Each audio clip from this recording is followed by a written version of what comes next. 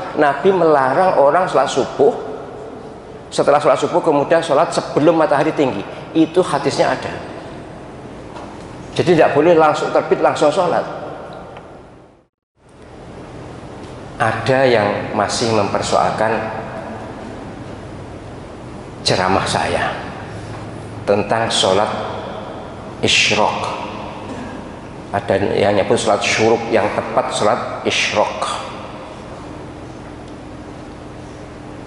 Dia mengatakan bahwa ya saya tidak harus diikuti kalau tidak sesuai dengan Nabi. Iyalah.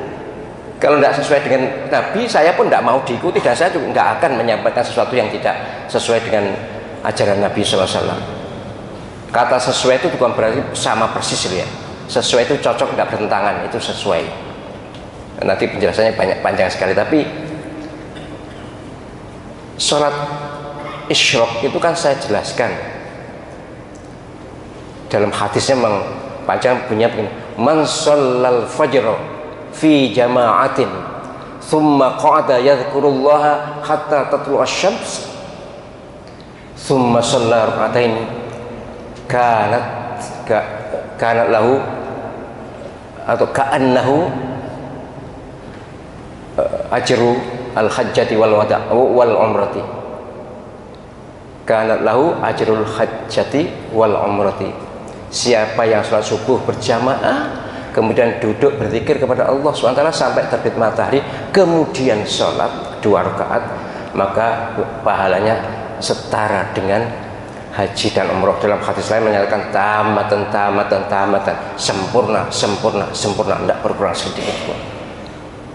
Nah, saya berdasarkan apa yang saya baca, itu tidak boleh terbit langsung sholat, harus nunggu dulu. Ini kesepakatan dunia, kesepakatan ulama dunia loh. Sebab ada hadis Sahih Bukhari Muslim itu muttafaq alaih, itu hadis yang sangat kuat. Nabi melarang orang sholat subuh, setelah sholat subuh kemudian sholat sebelum matahari tinggi. Itu hadisnya ada. Jadi tidak boleh langsung terbit langsung sholat. Nah, katanya ini ada ustadz yang menerangkan boleh langsung sholat. Ya tutup lah mau ngaji nih on. Sebab kenapa? Ngaji ini orang tutup, belum selesai. Ya mohon maaf ya, saya belajar sastra Arab itu bukan hanya di Indonesia, sampai di Al-Azhar. Itu loh, hatta tatlu asy-syams, sampai terbit matahari, tsumma yusalli, kemudian sholat.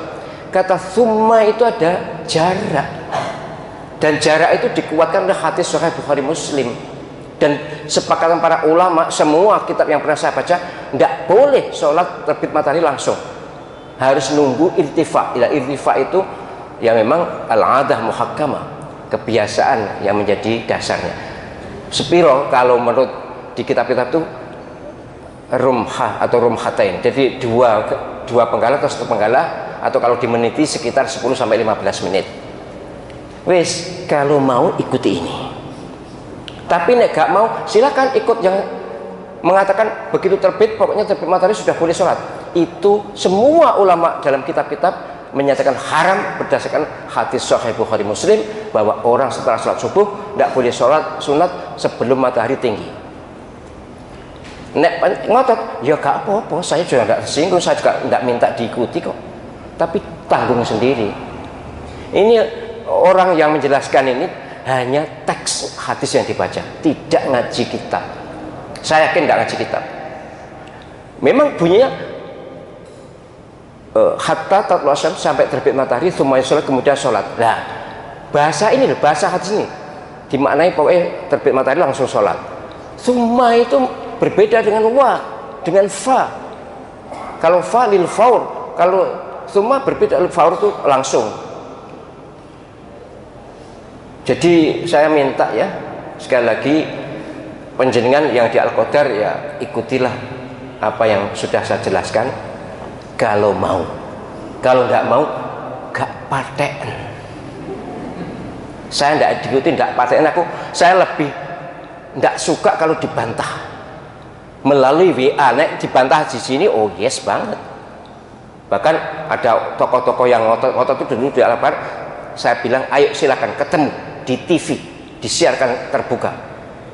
Sing ngotot-ngotot itu, sing ngaram-ngaramnya, sing bid'ah-bid'ahnya itu, gak wani coba.